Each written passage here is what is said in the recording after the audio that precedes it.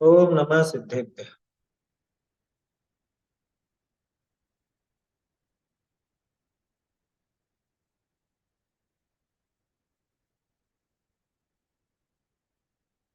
नमः श्रीवर्धमानाय निर्धूतकलिलात्मने सालोकानां त्रिलोकानां यद्विद्याधर्पणायते।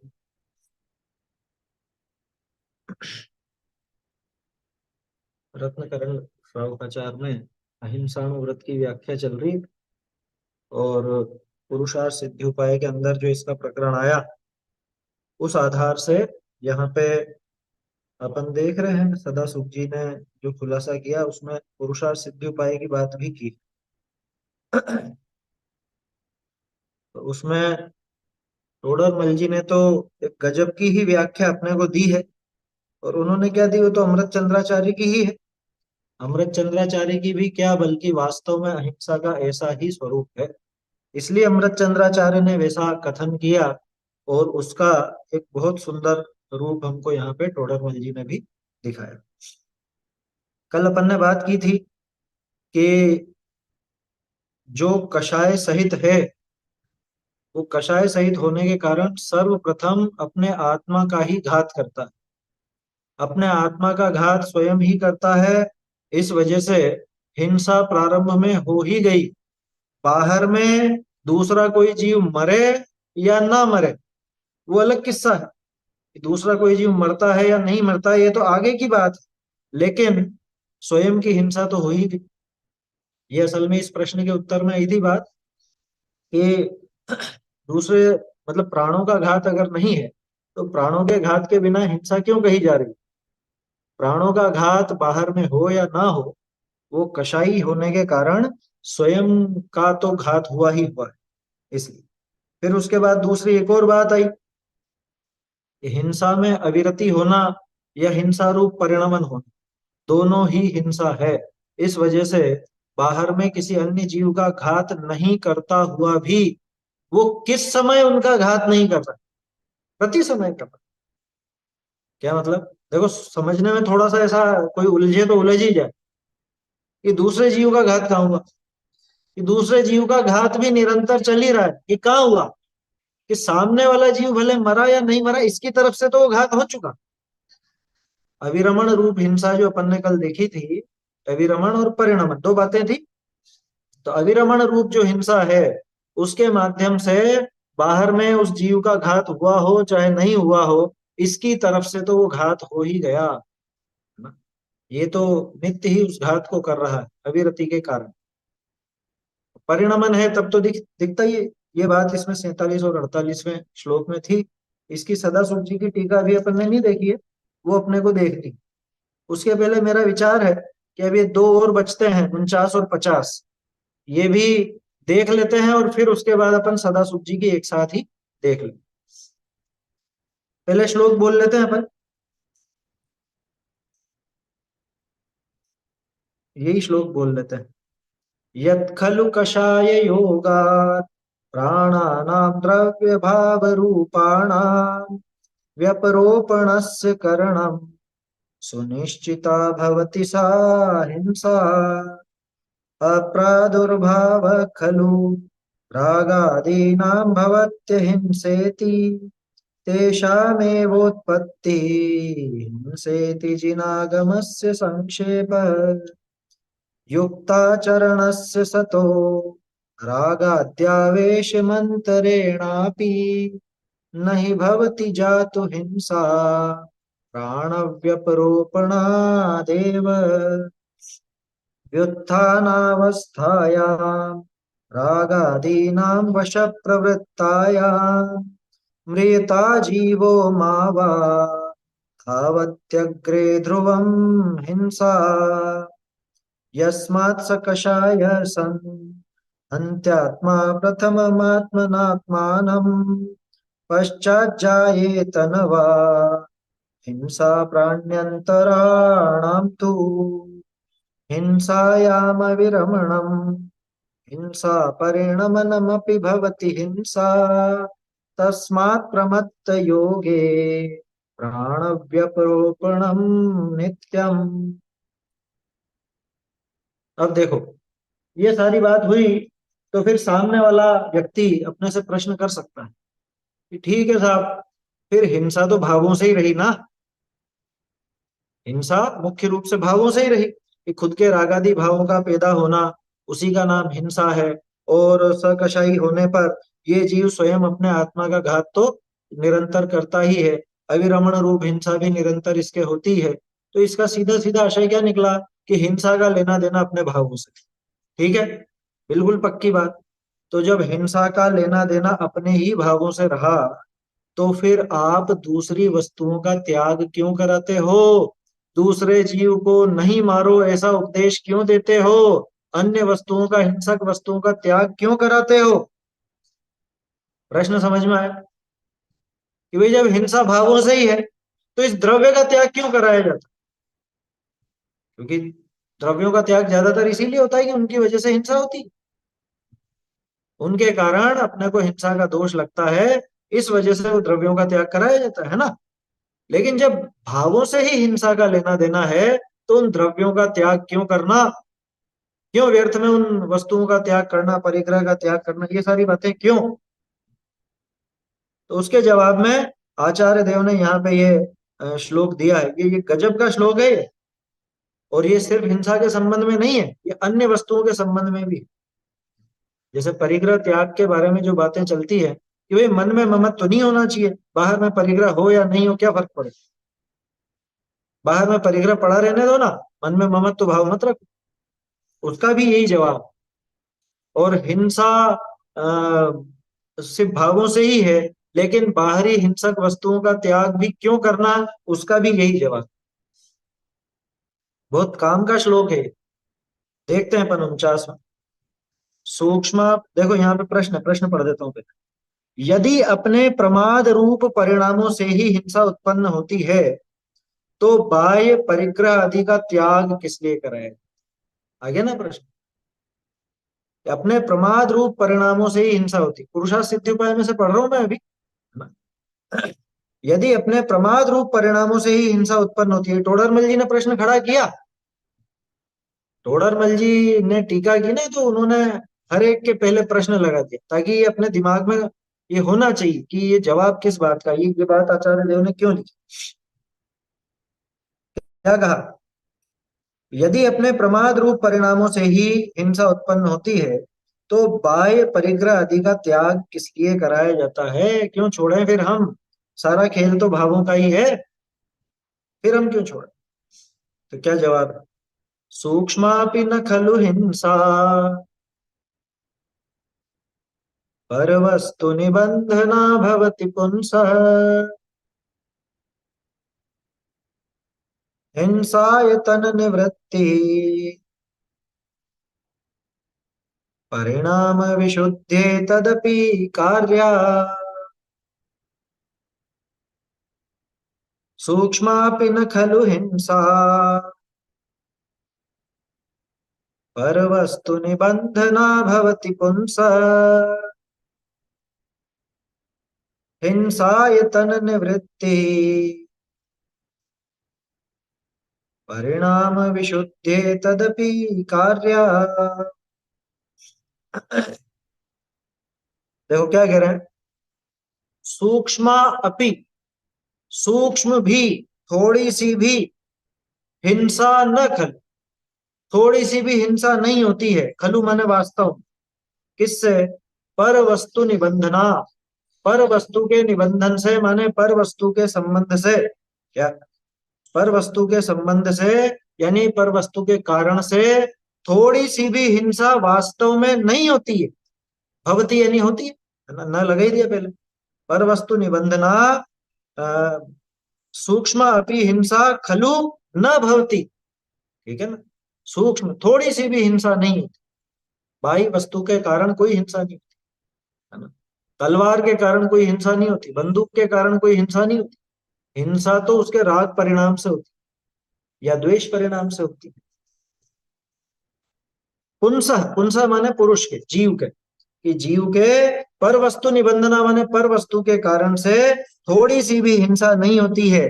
तो फिर तदपि, तदपि तो भी परिणाम विशुद्धये, परिणामों की विशुद्धि के लिए, परिणामों की विशुद्धि के हेतु हिंसायतन निवृत्ति तदपि कार्य। हिंसा के जो आयतन है, हिंसा के आयतन माने कि जहां पे हिंसा संभव है, या जो वस्तुएं उस हिंसा में प्रयोग में लाई गई उनकी वजह से नहीं हुई है। देखो, किसी ने किसी को गोली मारी, तो बंदूक गोली मारने का कारण है या उसका गुस्सा गोली मारने का कारण?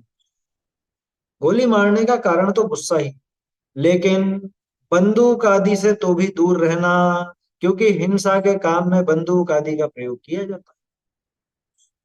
हिंसा के जो आयतन है, आयतन माने स्थान, और स्थान का अर्थ यहाँ पे कोई जगह से ही नहीं है। हिंसा में प्रयुक्त आने वाली वस्तुएं वो भी हिंसा आयतन है। हिंसा संबंधी वस्तुएं भी हिंसा की आयतन है। तो हिंसायतन निवृत्ति, हिंसा के आयतनों की निवृत्ति तो भी करने लायक है। कार्य, कार्य मतलब करने योग्य है।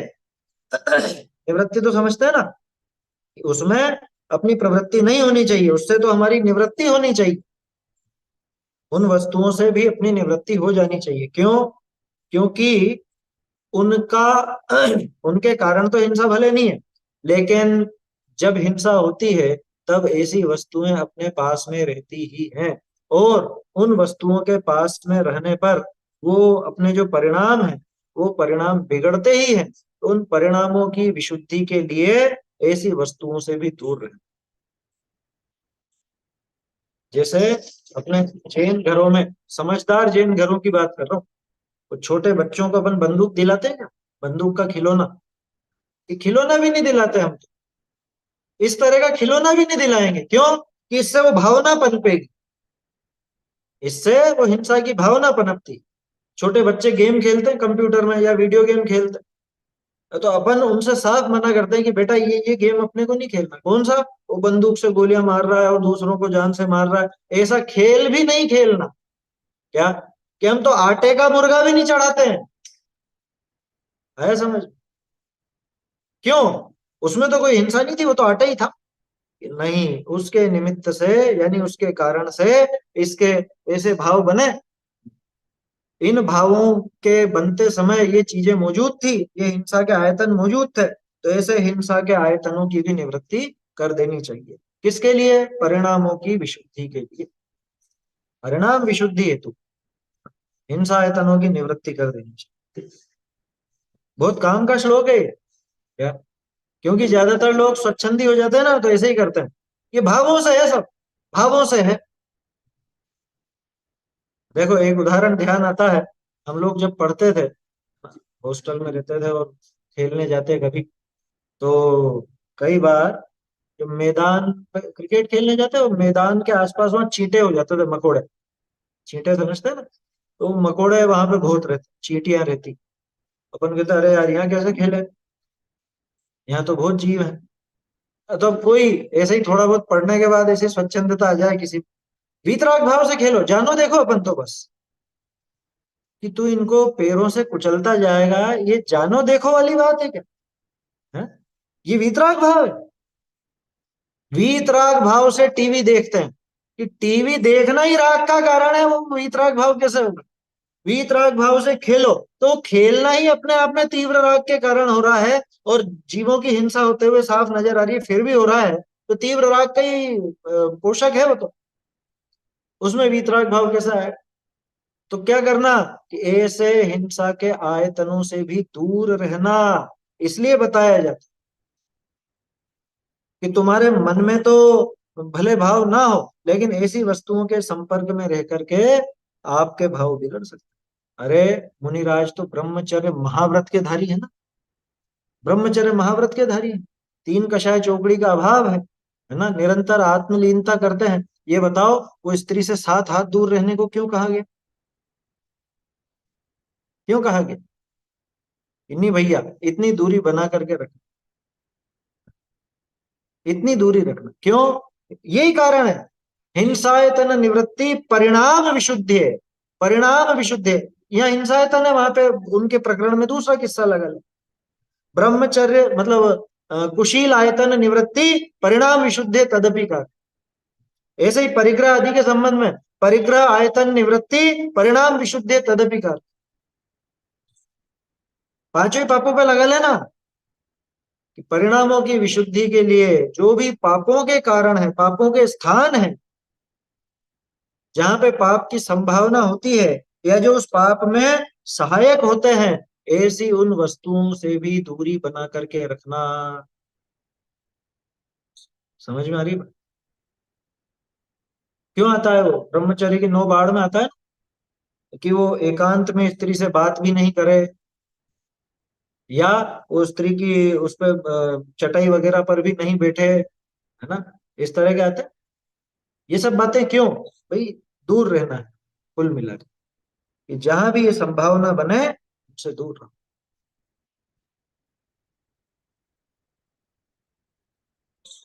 हाँ, ऐसा समय सारणी में आता है, निमित्तों से वैसा वो अध्यवसान होता है और अध्यवसान से फिर बंद होता है। ये क्रम चल पड़ता है, ये संयोग मिले ना, इन संयोगों से वैसा अध्यवसान पनपता है, वैसे अध्यवसान से वैसे वो राग द्वेष पनपते हैं, उन राग द्वेष आदि भावों से वो बंधन होता है। आया समझ में? अच्छा, तो निमित्त ने कराया बंधन, उस कारण ने कराया कि कारण ने नहीं कराया?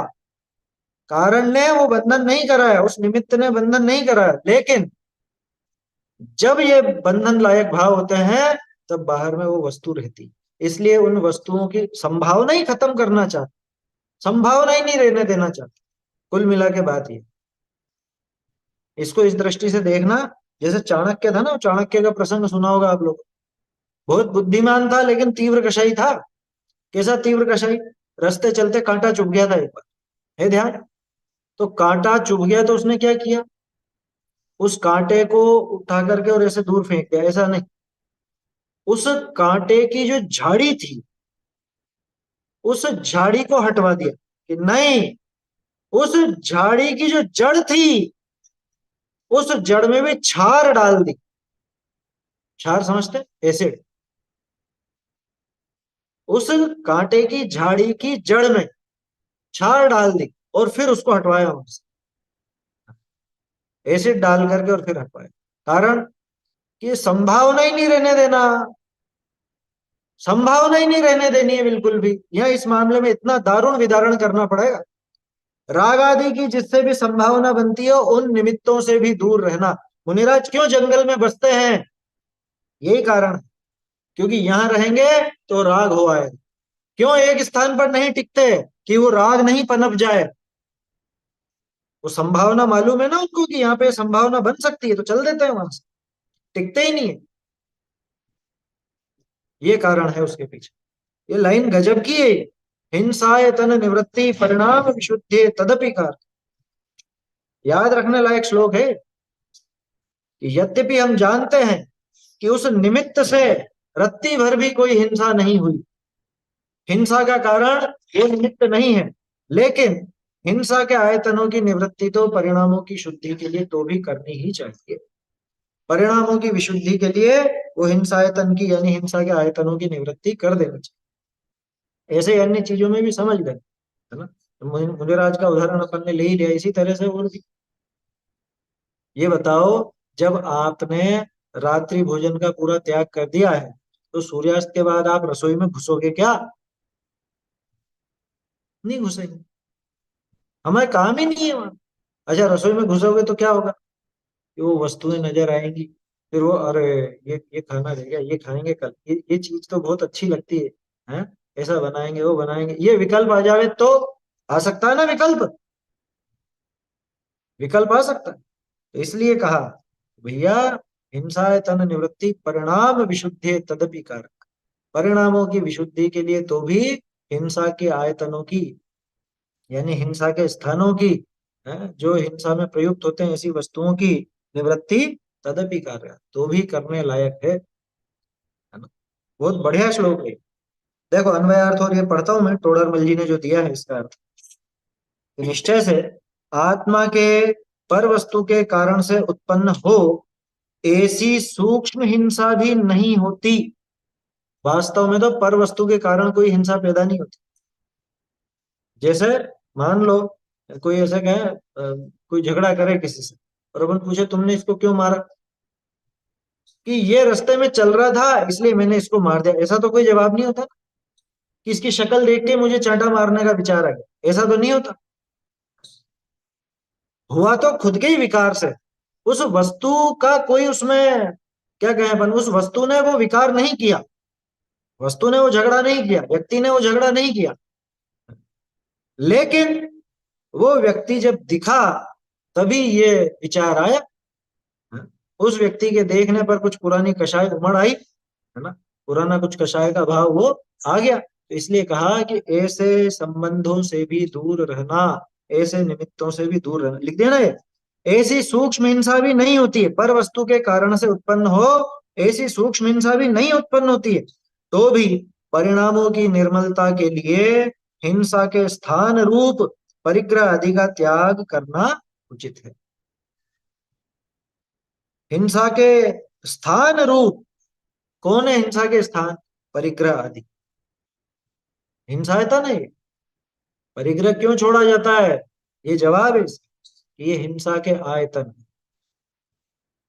इनके निमित्त से हिंसा होती, इनके बनने में हिंसा होती है, इनके भोगने में हिंसा होती है, इनके संभालने में हिंसा होती है, हर जगह हिंसा है। कोई भी वस्तु, कोई भी XYZ बिना हिंसा के कोई भी परिग्रह पैदा नहीं होता, ये याद रखिए।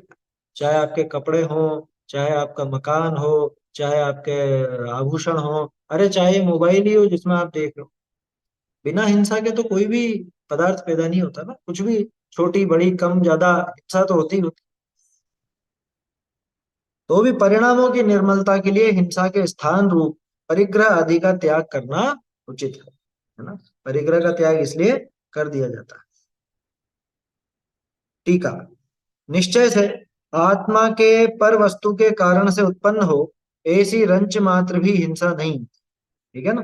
परिणामों की अशुद्धता के बिना पर वस्तु के निमित्त से अंश मात्र भी हिंसा का दोष नहीं लगता। फिर से बोलता हूं, सुनिएगा ध्यान से। परिणामों की अशुद्धता के बिना, अगर आपके परिणाम अशुद्ध नहीं है, परिणाम सही है, तो पर वस्तु का निमित्त भी मिल जाए तो अंश मात्र भी हिंसा का दोष नहीं लगता। जैसे मुनिराज को तो अंतरंग में बिल्कुल भी राग नहीं, है ना, तीन कषाय चौकड़ी का अभाव, आत्मलीनता है, और कोई आकर के मुनिराज के ऊपर कंबल डाल जाए, जैसे वो ग्वालियर ने डाल दिया था, ग्वालियर ने आग जला दी थी आसपास सर्दी से बचाने के लिए, तो ये बताओ मुनिराज को उसमें क्या दोष? मुनिराज को तो कोई दोष नहीं, क्योंकि उनके मन में राग नहीं है रत्ती भर, उनको वो अच्छा नहीं लग रहा है ना, मतलब वो उसको भला मानते हो ऐसी बात नहीं, वो उसको भला नहीं मानते, और उन्होंने कहा भी नहीं, और उसके उस कार्य के होने पर उनको प्रसन्नता भी नहीं, इसलिए उनको कोई दोष नहीं।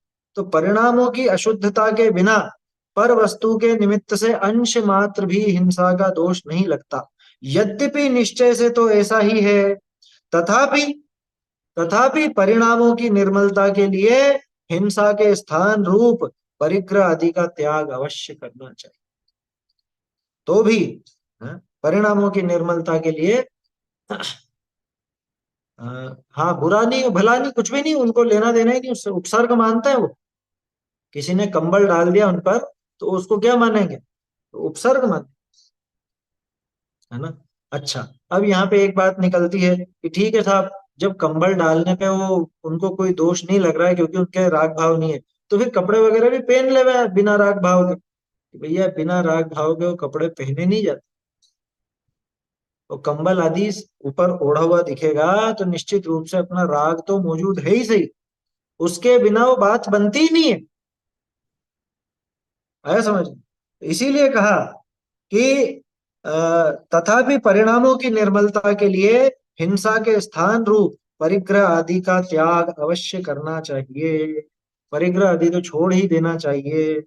भावार्थ सुनिएगा ध्यान से। जो भी परिणाम होता है वह किसी वस्तु का अवलंबन पाकर ही होता है। भाई कोई भी राग हुआ, द्वेष हुआ, तो किसी न किसी वस्तु के अवलंबन से ही हुआ ना, अन्य वस्तु के अवलंबन से। वीतरागता की वीतरागता स्व वस्तु के अवलंबन से, लेकिन कोई भी भाव होगा तो किसी न किसी का अवलंबन तो लगेगा। ठीक है। यदि सुभट की माता के सुभट पुत्र विद्यमान हो, सुभट यानी ऐसा बलशाली योद्धा, है ना, ताकतवर योद्धा और युद्ध कला में जो निपुण हो, यदि सुभट की माता के सुभट पुत्र विद्यमान हो, तब तो ऐसे परिणाम होते हैं कि मैं सुभट को मारूं। परंतु जो बांझ है और जिसके पुत्र ही नहीं है, तो ऐसे परिणाम कैसे उत्पन्न हो सकते हैं कि मैं वंध्या के पुत्र को मारूं। समझ में आ रही है बात? उदाहरण समझ में आया कि नहीं? ये न्याय का उदाहरण है असल। क्या? सुभट की माँ के सुभट का पुत्र विद्यमान है। जैसे किसी कोई महिला है और उसका बालक मौजूद है, अब सुभट उभट छोड़ दो, आप सुभट में उलझोगे, तो कोई बालक उसका मौजूद है, तब तो किसी को ये विचार आ सकता है कि मैं इसके बालक को मारूं, कि मैं इसके बेटे की पिटाई करूंगा, मैं इसके बेटे को मारूंगा। लेकिन जिसके बच्चा ही नहीं है, ऐसे वो जो बंध्या है, बांझ है, उस बांझ के कोई ऐसा मतलब परिणाम हो सकता है कि मैं इसके पुत्र को मारूं। दूसरा उदाहरण भी ले सकते हो आप, शादी ब्याह का। उसका बेटा है तो उसके बेटे की शादी में तो जाना पड़े। तो इस बांझ के पुत्र नहीं है, तो इसके बेटे की कौन सी शादी? न बेटा न शादी। समझ में ही बात? असंभव कल्पनाएं होती है ना, असंभव कल्पनाओं के लिए आचार्य देव इस तरह के उदाहरण देते हैं। कैसे उदाहरण? कि गधा, एक गधा जिसके सींग है, सींग वाले गधे पर बैठ करके, और बंध्या का पुत्र, या सींग वाले गधे पर बैठ करके बंध्या का पुत्र आकाश कुसुम की माला पहन करके जा रहा। बोलो इनमें से कितनी बातें सच है? ये बिल्कुल भी सच नहीं है, असंभव है, असंभव। ठीक है ना? तो वैसी चीजें होती नहीं। तो ये न्याय का उदाहरण है कि सुभट की माता के सुभट पुत्र विद्यमान हो, तब तो ऐसे परिणाम हो कि मैं सुभट को मारूं। लेकिन जो बांझ है जिसके पुत्र नहीं है, तो ऐसे परिणाम कैसे उत्पन्न हो सकते हैं कि मैं बंध्या के पुत्र को मारूं? उसके परिणाम नहीं होंगे, उसके प्रति ऐसे भाव नहीं होंगे। कहने का अर्थ ये है, हाँ, कारण नहीं रहने पर कार्य भी नहीं होगा। लेकिन यह ध्यान रखने की बात है, कारण नहीं कहना उसको, वो कारण नहीं है। बात यही तो है, वो कारण नहीं है। उस वस्तु के निमित्त से ये चीज हुई तो अपन उसको निमित्त कारण भले कह देते हैं, लेकिन वो वस्तु उसमें कितना कारक है, उसका कितना कर रहा है वो। उस पुत्र ने तो नहीं कहा ना कि मुझको मारो, ये पुत्र ने तो कोई ऐसा काम नहीं किया जिसकी वजह से मारो, इसी के भाव बिगड़े। लेकिन जब इसके भाव बिगड़ते हैं तो किसी न किसी के आलंबन से बिगड़ते हैं। आलंबन ही नहीं हो तो क्या भाव बिगड़े? इसलिए आचार्य देव कहते हैं कि ऐसे आलंबन को भी दूर करना, ऐसी वस्तु को भी दूर करना कि जिसके आलंबन से तुम्हारे राग द्वेष पैदा हो जाते हैं, जिसके आलंबन से तुम्हारे हिंसा पैदा हो जाती, ऐसी वस्तु को भी दूर करना। इसलिए यदि बाह्य परिग्रह आदि का निमित्त हो, तब तो उनका अवलंबन पाकर कषाय रूप परिणाम होते हैं, है ना। बाहरी वस्तुएं रहेंगी तो कुछ ना कुछ भाव आ ही जाएगा। परंतु यदि परिग्रह आदि का त्याग कर दिया हो बाहर में, तब निमित्त के बिना, अवलंबन के बिना किस तरह परिणाम उत्पन्न हो? बिल्कुल सीधी बात है। मुनिराज यहाँ पे रहते, नगर के बीच में रहते, तो नगर के लोगों से कुछ ना कुछ राग हो जाता, तो किसी व्यक्ति का भला करने का, किसी का बुरा करने का, या किसी से जो भी किसी भी प्रकार का संबंध बने, वैसा भाव हो सकता था। अब जंगल में रहते हैं तो जंगल में कोई रिश्तेदार नहीं, जंगल में कोई वस्तुएं नहीं, कोई परिग्रह नहीं, किससे संबंधी हो, किससे संबंधी राग? भाई आसन होगा, वो सिंहासन होगा, तो ये विचार आएगा कि सिंहासन ऐसा होना चाहिए या वैसा होना चाहिए, ऊंचा होना चाहिए, नीचा होना चाहिए, इससे बड़ा होना चाहिए, इससे छोटा होना चाहिए। सिंहासन ही नहीं है तो फिर क्या विचार आएगा? वैसी बात है जो जैसा भी आया ना, सुभट की माता का पुत्र। यदि परिग्रह आदि का त्याग कर दिया हो, तब निमित्त के बिना, अवलंबन के बिना किस तरह परिणाम उत्पन्न हो? अतः अपने परिणामों की शुद्धता के लिए बाह्य कारण रूप परिग्रह आदि का त्याग भी करना चाहिए, अपने परिणामों की शुद्धता के लिए। भाई मूल रूप से हिंसा तो अपने भावों से ही है, उस वस्तु से नहीं है ना। लेकिन जिसको हिंसा का त्याग करना है, जिसको अपने परिणामों की विशुद्धि करनी है, तो परिणाम बिगड़ने में जो कारण बनते हैं ऐसे बाह्य परिग्रह आदि का भी त्याग कर देना चाहिए। कितनी सीधी बात है। ये जो श्लोक है ये कई जगह काम का है। कई जगह माने कि भाई सारे ही खेल भावों का है तो बाहर का त्याग क्यों करना, इसलिए करना, इसके लिए करना। परिणाम विशुद्धि, परिणाम विशुद्धि तदपि कार्य, परिणामों की शुद्धता के लिए, परिणाम निर्मल बने रहें इसलिए बाह्य वस्तुओं का त्याग कर देना चाहिए। बहुत बढ़िया गाथा है ये जो 8-9 गाथाएं निकली ना, 8 गाथाएं यहाँ पे दी, बहुत काम की गाथाएं सारी। देखिए अंतिम बात है, एक पक्ष वाले का निषेध करते हैं। हालांकि ये थोड़ा सा अलग आता है प्रकरण, लेकिन इसके बीच में ही दिया है और सदाशिव जी ने भी कोट किया है, इसको तो देख लेते हैं। निश्चय बुद्धिमानो यो निश्चयतस्तमेव संश्रयते,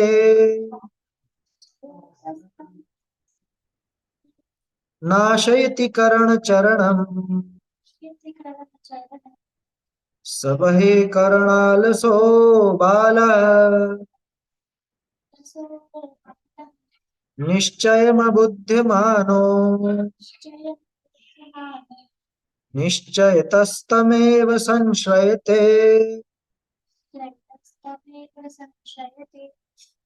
नाशयति करण चरणम सबहे करणालसो बाल।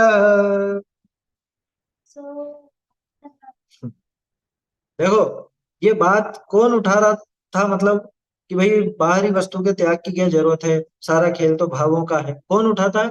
निश्चयाभासी, स्वच्छंदी, है ना। अब उसको ऐसा लगता है कि हम निश्चय वाले हैं, हम निश्चय से वो बात कर रहे हैं, क्योंकि बाहर की क्रिया कुछ है नहीं, बाहर का वो कोई वस्तु छोड़ी नहीं, हम तो निश्चय वाले, हम तो निश्चय को मानते हैं। क्या कह रहे हैं? निश्चयम अबुद्धिमानो, अबुद्धिमानो, बुद्धिमान बोलते हैं जानने वाले, बोधमान बुद्धिमान, और अबुद्धिमान कि नहीं जानने वाले, कि निश्चयम अबुद्धिमानो कि निश्चय को नहीं जानता हुआ, यो यो यानी यह, जो जो निश्चयतः तमेव संश्रयते, कि निश्चय रूप से उसी भाव का संश्रय यानी कि आश्रय लेता है, निश्चय नय को नहीं जानता हुआ, निश्चय से यानी उसको निश्चय समझ करके उसका ही आश्रय ले लेता है। स बाला, वह बालक, बालक नहीं है, बाल का अर्थ मूर्ख, बाल का अर्थ मूर्ख होता है, कि वह मूर्ख करणालसो, करणालसो मतलब कि बाह्य क्रिया में जो आलसी, सीधे शब्दों में कहें तो प्रमादी है, जिसके अंतःकरण में प्रमाद भरा हुआ है, अंतःकरण से जो आलसी ऐसा वो करणालसो, बही करणालसो, असल में तो बही करणालसो लिखा है कि बाह्य करण में, बाह्य क्रियाओं में जो आलसी है, प्रमादी है, ऐसा मूर्ख करण चरणम नाशयति, कि वो करण का भी नाश करता है, चरण का भी नाश करता है। क्या मतलब? करण चरणम बाहरी क्रिया रूप जो आचरण है, जो इधर सम्यक चारित्र के साथ में अविनाभावी बाह्य चारित्र है, बाहर के आचरण जिसको अपन चारित्र कहते हैं, उस बाहरी चारित्र का नाश करता है। क्यों? क्योंकि वो ये कहेगा कि सारा खेल तो भावों से, बाहरी क्रिया से क्या लेना है। देखा था ना अपन ने भी, वीतर भाव से खेलो, वीतराग भाव से टीवी देखो, वीतराग भाव से काम करो, ये सारा का सारा, इसमें घबराने की क्या जरूरत है? अरे ये बात निश्चय की करता हुआ लगता है, लेकिन ये निश्चय को बराबर जानता नहीं। आए समझ? ये उस निश्चय नय को भली भांति समझा नहीं है, इसको लगता है कि मैंने निश्चय को जान लिया, लेकिन वास्तव में निश्चय नय से अबुद्धिमान, निश्चय का अबुद्धिमान होकर के, और निश्चय से उसी को ग्रहण कर लिया, निश्चय समझ करके ग्रहण कर लिया उस प्रमादी दशा को, उस प्रमाद को, बाहर में क्या कहें अपन, अयत्नाचार पूर्वक प्रवृत्ति को ही इसने धारण कर रखा है, उसी को धर्म समझ बैठा, उसको निश्चय समझ बैठा, जबकि वास्तव में निश्चय का ज्ञान नहीं, इसको बाल है, बाल, मूर्ख है बिल्कुल। क्या? बहुत से लोगों की ये समस्या हो जाती है स्वाध्यायी जीवों की, और स्वाध्यायी की तो क्या कहूं। अब अधिकांश जो मुमुक्षु परिवार हैं, जो खुद को मुमुक्षु कहते हैं, स्वाध्यायी कहते हैं, उनके जीवन में स्वाध्याय तो बिल्कुल दिखता नहीं है, लेकिन और बाहरी क्रिया से भी छोड़ बैठे हैं। क्यों? कि ये तो क्रियाकांड है, ये तो क्रियाकांड है। बाहर में उनके कुछ नियम संयम है नहीं, उसको क्रियाकांड कह करके नकार। ठीक है ना? और स्वाध्याय आदि में प्रवृत्ति है नहीं, सही बात यथार्थ बात समझते हैं नहीं, और खुद यूं सोचते हैं हम बड़े धर्मात्मा हैं, हम निश्चय वाले हैं, हम स्वाध्यायी हैं, हम मुमुक्षु हैं। कहेगा मुमुक्षु? ऐसा व्यक्ति ही धर्म को बदनाम करता है। ये जो लिखा ना, ये करण चरणम नाशयति, ये उस धर्म के बाहरी रूप का नाश करने वाला। और अधिकांश की ऐसी प्रवृत्ति हो जाती है। हालांकि टोडरमल जी ने तो गजब का खींचा है। वो 7वें अधिकार में इसका चित्रण जबरदस्त उन्होंने चित्रण किया। निश्चय भाषी को बहुत कायदे से उन्होंने पकड़ा है। क्या? कि तू जो ये बातें करता है, ये कुछ भी सारभूत नहीं, ये तेरी बातें बिल्कुल सच्ची नहीं, साफ झूठ बोलता है। तुझे धर्म का रत्ती भर भी नहीं आता, और तू समझता है कि मैं धर्मात्मा हूँ, मैं बड़ा धर्मात्मा हूँ। इस भ्रम में मत रह। ऐसा टोडरमल जी ने समझाया। वो जो कल अपन प्रकरण देख रहे थे ना, 195 पेज पर, वो निश्चयभाषी वाले के में ही था प्रकरण, निश्चयभाष का ही प्रकरण था। देखिए, अर्थ पढ़ता हूं इसका। जो जीव यथार्थ निश्चय स्वरूप को न जानकर उसे ही निश्चय श्रद्धा से अंगीकार करता है, माने उसको ही वास्तविक धर्म समझ लेता है, वह मूर्ख बाह्य क्रिया में आलसी है और बाह्य क्रिया रूप आचरण का नाश करता है। बाहरी क्रिया में आलसी है और बाहरी आचरण का नाश कर देता है। अरे खुद का तो नाश कर ही रहा है, दूसरे जीवों का भी नाश कर देता है। देखो इसका भावार्थ बड़ा है, टीका जो है बड़ी है थोड़ी सी, मैं पढ़ता हूं, आप सुनिएगा ध्यान से। जो जीव निश्चय के यथार्थ स्वरूप को तो जानते नहीं और बिना जाने मात्र निश्चय के श्रद्धांत से, मात्र निश्चय के श्रद्धांत से मतलब इसने जो अपने दिमाग में निश्चय समझा वो वास्तविक नहीं, क्योंकि निश्चय का सही स्वरूप समझा ही नहीं हो। इसने तो बस ऐसा समझ लिया कि अपने को इस क्रियाकांड का निषेध करना है, इतने मात्र में ये खुद को धर्मात्मा मान बैठा है ना। देखिए क्या कहा है यहाँ, जो जीव निश्चय के यथार्थ स्वरूप को तो जानते नहीं और बिना जाने मात्र निश्चय के श्रद्धांत से अंतरंग हिंसा को ही हिंसा जानकर अंगीकार करते हैं। भाव हिंसा को ही हिंसा समझ लिया, तो क्या भाव हिंसा हिंसा नहीं थी क्या? अरे थी, लेकिन उसने वो बाहर में होने वाली हिंसा को गिना ही नहीं, उससे इसके भावों का क्या संबंध है उस संबंध को समझा ही नहीं। बिना जाने मात्र निश्चय के श्रद्धांत से अंतरंग हिंसा को ही हिंसा जानकर अंगीकार करते हैं, वे अज्ञानी दया के आचरण को नष्ट कर, उनके जीवन में दया नजर नहीं आती।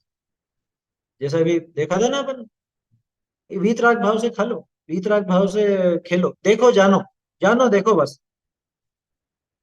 जो कोई केवल निश्चय का श्रद्धानी होकर यह कहता है कि यदि मैं परिग्रह आदि रखूं अथवा भ्रष्टाचार रूप प्रवर्तन करूं तो इससे क्या हुआ, मेरे परिणाम ठीक होने चाहिए।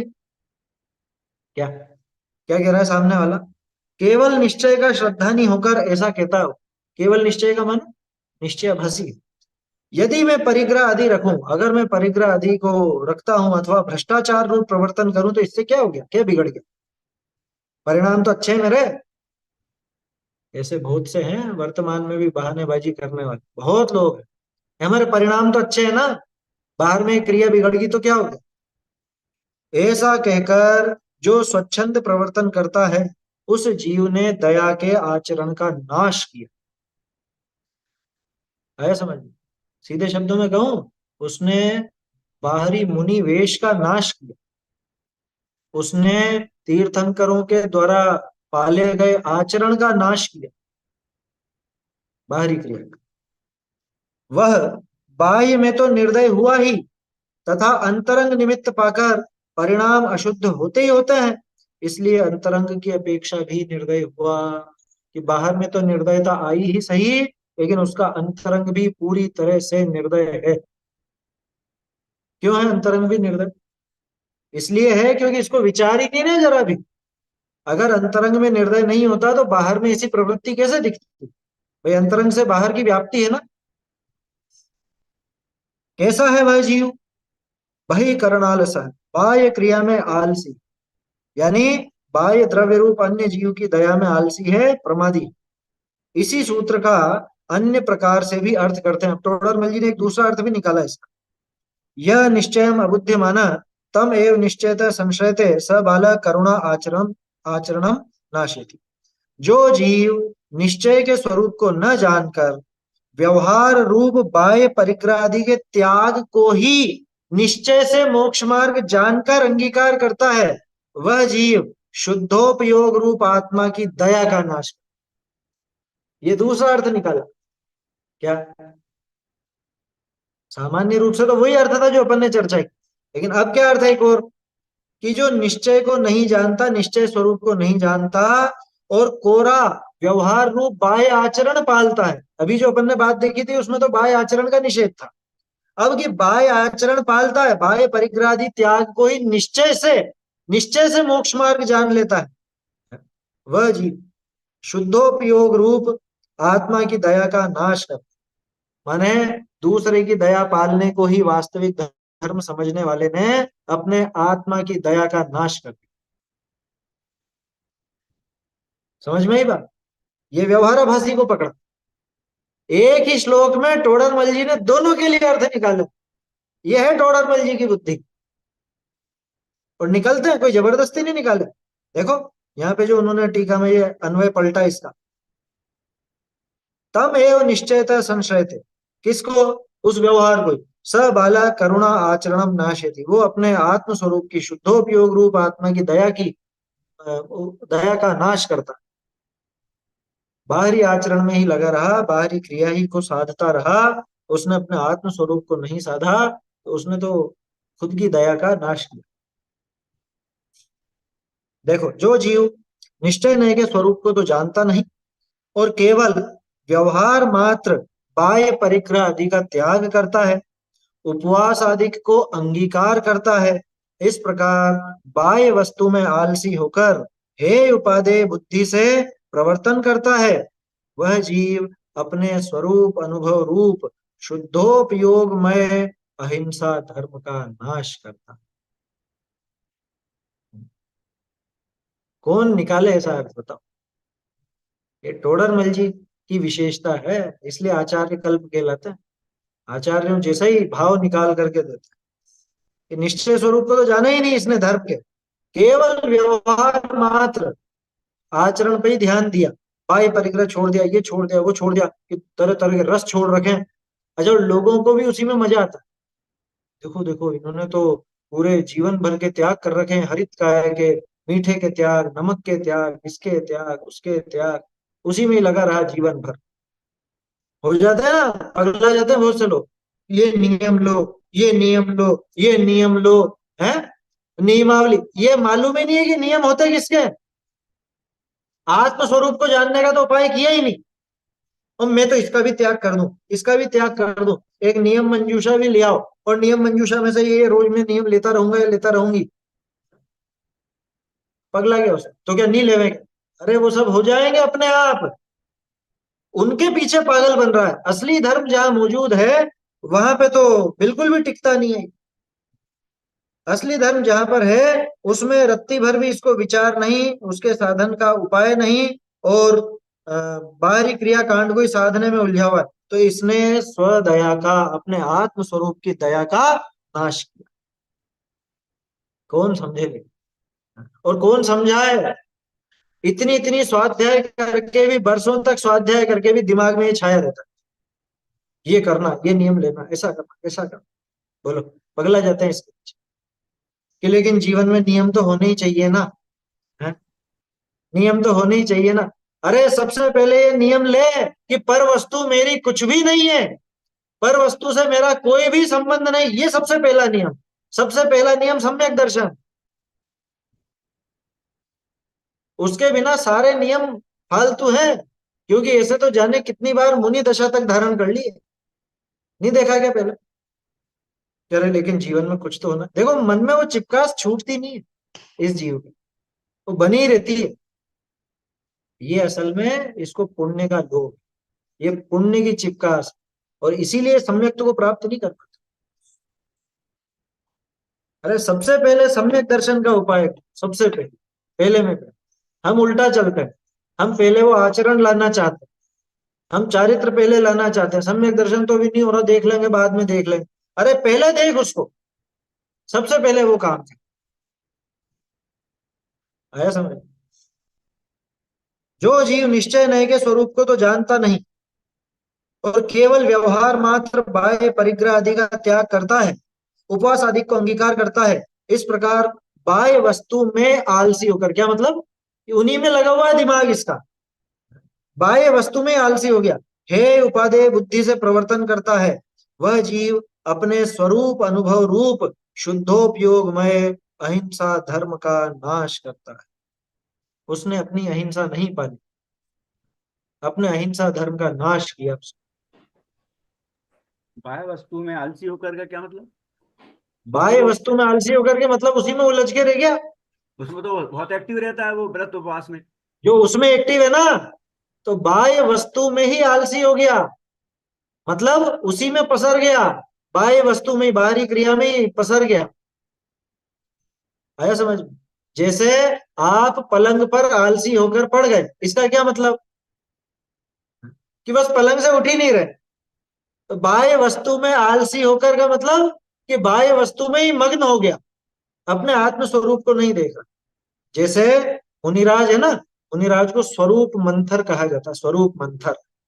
स्वरूप मंथर माने अपने स्वरूप में ही आलसी होकर के पड़ गए बिल्कुल, है? स्वरूप मंथर। तो स्वरूप में आलसी हो गए का क्या मतलब, स्वरूप में लीन नहीं है ऐसा, कह रहे नहीं, स्वरूप में ऐसे डूब गए बिल्कुल, निकल ही नहीं रहे वहां से।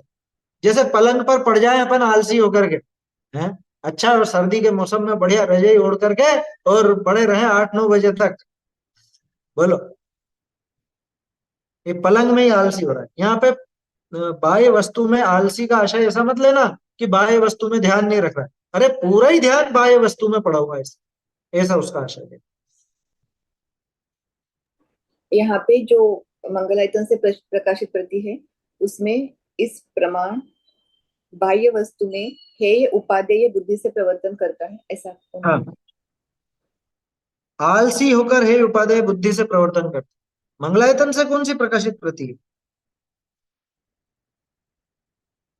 पुरुषार्थ सिद्धि पाएगी। अच्छा, ये मेरे देखने में नहीं आई। हाँ हाँ, ये मेरे देखने में सोनगढ़ की होगी, ये सोनगढ़ की, सोनगढ़ की होगी, हाँ। सोनगढ़ जैसी लग रही है बाहर से कवर तो इसका। सॉरी, मंगलायतन से मंगवाई थी। हाँ हाँ, तो उसमें वो एक आध शब्द छूट गया होगा। तो बाह्य वस्तु में आलसी होकर हे उपादेय बुद्धि से प्रवर्तन करता है। तो तो आलसी का अर्थ यहाँ ऐसा समझना। हाँ, बोल।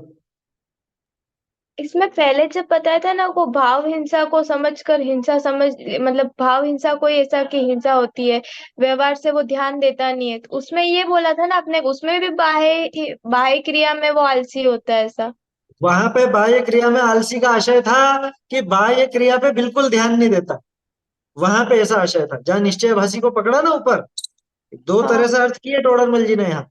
तो जहां निश्चयाभासी को पकड़ा, वहां तो बाह्य क्रिया में आलसी का आशय कि बाहरी क्रिया पर बिल्कुल भी ध्यान नहीं, और यहाँ बाह्य क्रिया में आलसी होकर हे उपादेय बुद्धि से प्रवर्तन करता है, माने सारा का सारा जोर बाहरी क्रिया पर ही है, ऐसा है ना। वो शब्दों का फेर है, और प्रकरण के हिसाब से अपने को अर्थ समझना चाहिए, इसमें इसीलिए ऐसा भी हमेशा बोल ध्यान सकते रखना। हैं, क्या? आत्मानुभूति नहीं की तो मतलब स्व स्वभाव में ही आलसी हुआ ऐसा। हाँ, स्व स्वभाव में वास्तव में ध्यान नहीं दिया इस, यहाँ पे बाह्य क्रिया में आलसी का मतलब बाह्य क्रिया में ही पसर गया, उसी का ही ध्यान है, सर्वस्व समर्पण उसी पे है। देखो, एक चीज हमेशा ध्यान रखना अर्थ निकालने के संबंध में, न तो कोई शब्द का अर्थ होता है, न कोई मतलब वाक्य का अर्थ होता है। अर्थ निकाला जाता है हमेशा प्रकरण के अनुसार, प्रकरण से ही अर्थ निकलता है। बहुत से सूत्र इस तरह के होते हैं, अकेला अर्थ आप देखोगे तो अर्थ गलत निकले, उसको प्रकरण के अनुसार देखोगे तब उसका अर्थ बैठे। तो ऐसे ही यहाँ ये समझना चाहिए, है ना। देखिए, तो समझ में आया ये? वो भी दोनों दोनों को पकड़ लिया कि निश्चय को नहीं जानने के कारण उसकी ऐसी दशा, या तो वो निश्चयाभासी हो गया अथवा व्यवहाराभासी हो गया। वास्तविक धर्म को दोनों ही नहीं समझे, न निश्चयाभासी न व्यवहाराभासी। तो वह जीव अपने स्वरूप अनुभव रूप शुद्धोपयोगमय अहिंसा धर्म का नाश करता है। कैसा है वह जीव?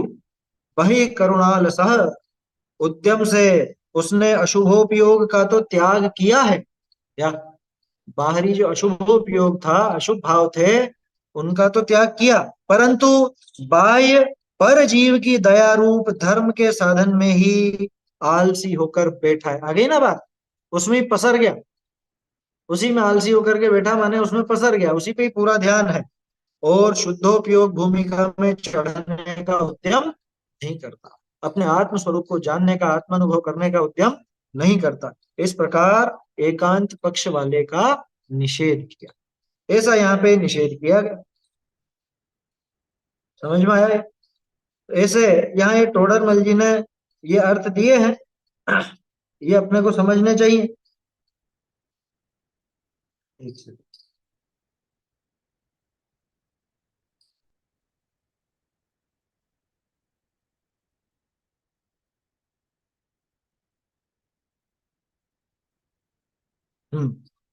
तो इस तरह से तो ये पुरुषार्थ सिद्धि उपाय वाले श्लोक अपन ने देखे। अभी सदासुख जी की टीका अपन ने नहीं पढ़ी है इनके ऊपर जो है, हालांकि वो सामान्य है, ऐसी कोई उसमें विशेष बात नहीं है, क्योंकि टोडरमल जी ने पूरा खुलासा कर ही दिया है। अभी 2-5 मिनट है अपने पास, मैं रीडिंग कर देता हूँ उसका, है ना। आप लोग सुनिएगा ध्यान से, स्क्रीन पर नहीं दिखा रहा हूँ क्योंकि अलग से कोई विशेष ऐसा अर्थ है नहीं।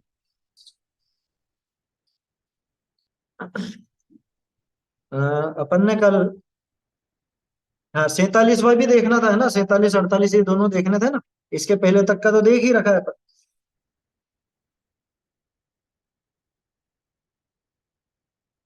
45-46 की पढ़ ली थी अपन ने, है ना।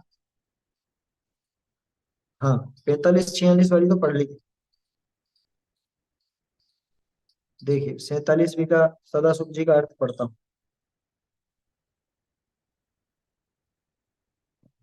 चलो।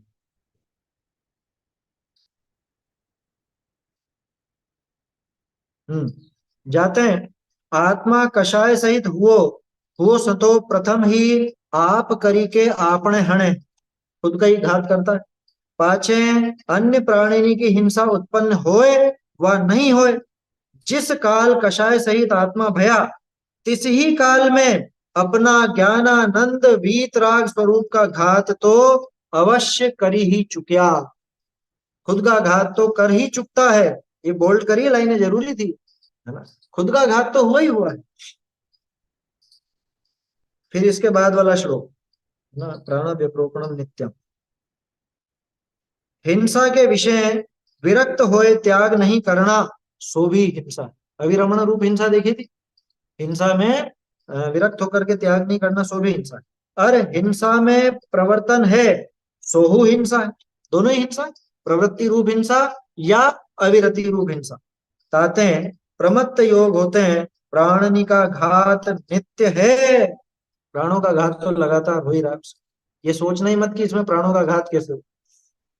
भावार्थ, अपना और पर का घात होने की सावधानी रहित प्रवर्तते, जे मन वचन काय के योग, सो प्रमत्त योग है। ठीक है ना, वो प्रमाद का योग का अर्थ देख लिया था, सावधानी रहित प्रवृत्ति। सीधे शब्दों में ये कहें, स्वरूप में असावधानी को तो प्रमाद कहते ही है, लेकिन दूसरी परिभाषा टोडरमल जी ने अपने को दी थी, कल्याणकारी कार्यों में अनादर का भाव, यानी कल्याणकारी कार्यों में नहीं प्रवर्तन। इसको और सीधे शब्दों में कहें तो अयत्नाचार प्रवृत्ति, है ना, यत्नाचार पूर्वक प्रवर्तन नहीं होगा, सो प्रमत्त योग।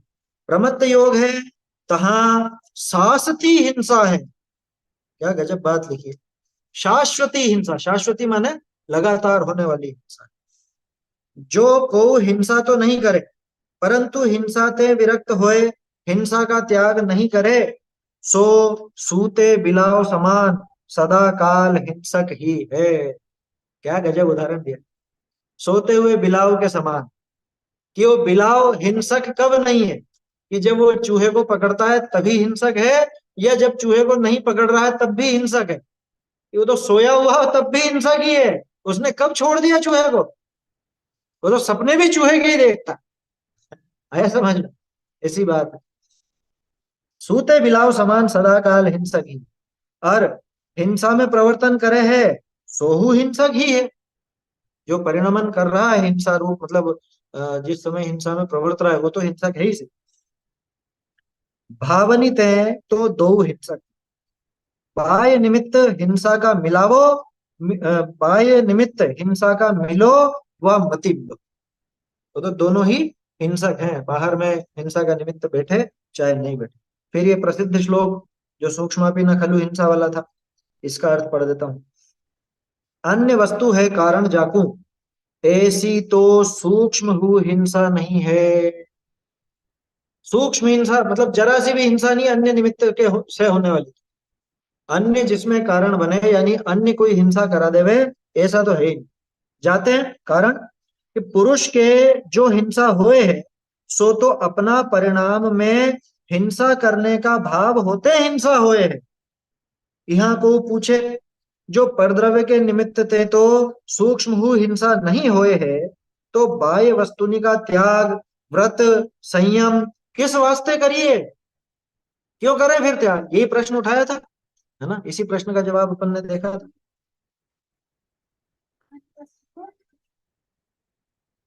हाँ, वो तो कोई बात नहीं, आगे पीछे कर दिया समझाने के लिए। ता का उत्तर करे, यद्यपि हिंसक परिणाम होए तदी ही जीव के हिंसा होए, परंतु हिंसा होने के स्थाननी में प्रवर्तेगा, ताके हिंसा कैसे नहीं ताके हिंसा के परिणाम कैसे नहीं होएगा? भाई जो हिंसा के आयतन है उनमें प्रवृत्ति करने पे इसके हिंसा के परिणाम कैसे नहीं होंगे? ताते परिणाम की विशुद्धि, परिणामों की विशुद्धता के अर्थ ही जहां हिंसा होए ऐसे खान पान ग्रहण आसन वचन चिंतन आदि त्याग करने योग्य हैं। कि जिनमें हिंसा की प्रवृत्ति हो सकती हो, जिनसे हिंसा का संबंध हो, ऐसी वस्तुएं, ऐसा खाना पीना, ऐसा उठना बैठना, ऐसा कुछ भी लेना देना, ऐसी कुछ भी बातें, अरे बातें भी मत करो भैया। अरे जैसे ब्रह्मचारी है तो क्या ब्रह्मचारी के सामने शादी ब्याह की बातें भी की जाएंगी? नहीं की जाती। किसको क्या लेना देना? कोई लेना देना, उसके तो वो भी त्यागने योग्य। बोलो। यह बोला ना कि हिंसा के आयतन में नहीं जाना है, तो उसी तरीके से अगर आलू कोई नहीं खाता, अगर हमारे सामने बैठ के भी कोई आलू खा रहा है तो हमको उससे थोड़ी ना फर्क पड़ेगा। देखो फर्क तो पड़ेगा आपको, या तो दया का भाव बरतेगा कि ये सामने वाला कैसा दुष्ट है, ये इन जीवों पर दया नहीं करता है, इसको ये बात समझ में नहीं आती है, ऐसे स्थान पे जाना ही। अरे जैन ऐसी रसोई में जाके भोजन नहीं करता जहाँ आलू प्याज आदि बनते, हाँ। है समझ, है ना? अब अपन एक शामिल परिवार में रहते हो मान लो, है ना? अब वो बड़ा परिवार है, और बड़े परिवार में वो काम भी हो रहा है, आलू प्याज भी बन रहे हैं, तो दृढ़ता से साफ मना कर देना, मैं तो इन बर्तनों के हाथ भी नहीं लगाऊं, न इन बर्तनों में खाऊं, मेरे सामने तो ये चीज आएगी तो मैं तो खाना ही नहीं खाऊं। बहुत से घर हैं अपने ऐसे जिन्होंने कि भैया ये अलग कर दो, इस रसोई में नहीं आएगा। अब वो शामिल है और बड़ा परिवार है, वो सब अलग अलग तो हो नहीं सकते। अलग अलग तो जब होंगे तब होंगे, वो व्यवस्था तो जैसे बनेगी। लेकिन अगर ऐसा हो तो साफ मना कर देते, अलग कर लो रसोई, हमारे बर्तनों में नहीं बना। आया समझ? बहुत सी जगह है इस तरह, भाई इस रसोई में तो नहीं आना चाहिए। आएंगे वो परिणाम आपके सामने, आलू खा रहा है तो या तो आपके राग रूप परिणाम होंगे, अरे अपन ने यूं ही छोड़ दी, काश मैं भी खाता होता। किसी के ऐसे भी भाव आ जाते हैं, जिसको जबरदस्ती छुड़ाते हैं ना, नियम दिला दिए जाते हैं, उनके ऐसे भी भाव आ जाते हैं किसी किसी। और बाकी के जो समझदार हैं उनके तो आएंगे कि कैसा जीव है, इसको समझ ही नहीं आता, जीवों की दया ही नहीं बरतती इस, वो तो मना कर देगा, है ना? चलिए देखो समय तो हो गया अपना, ये एक अंतिम और है, इसका अर्थ पढ़ देता हूँ, छोटा सा ही अर्थ है, ज्यादा कुछ है नहीं इसमें। जो जीव निश्चय नय को विषय राग आदि कषाय रहित शुद्ध आत्म रूप ताकू तो जाने नहीं। और मेरा भाव कषाय रहित, मेरे समस्त प्रवृत्ति में हिंसा नहीं, ऐसा वृथा निश्चय करता निरर्गल यथेच्छ प्रवर्ते है। ये निश्चय की बस इतनी बात पकड़ ली कि मेरे तो कषाय है ही, मैं तो कषाय से न्यारा हूं। जैसे कल अपनी बात चल रही थी ना, ये तो परद्रव है। अब परद्रव अपन अपने स्वरूप को समझने के लिए कह रहे थे, वो भी हालांकि उचित नहीं थी वो बात, लेकिन परद्रव के ये तो पर है, पर है, पर है, राग आदि सब पर है। ये जो अभक्ष भक्षण करने का भाव है ये भी पर है। मैं तो पर वस्तु को खाता ही नहीं हूं, ऐसा करके और बाहर में अभक्ष भक्षण करता रहे, तो उसने ना निश्चय को समझा ना व्यवहार को समझा। उसके लिए मालूम क्या जवाब है? वो जो कहे ना कि हम तो खाते ही नहीं है, आत्मा तो खाता ही नहीं है पर वस्तु को, आलू प्याज आदि आत्मा कहाँ खाता है? आज तक नहीं खाया। तो फिर ये क्या हो रहा है कि ये तो शरीर खा रहा है, आत्मा ने थोड़ी ना खाया। बोलो क्या जवाब है?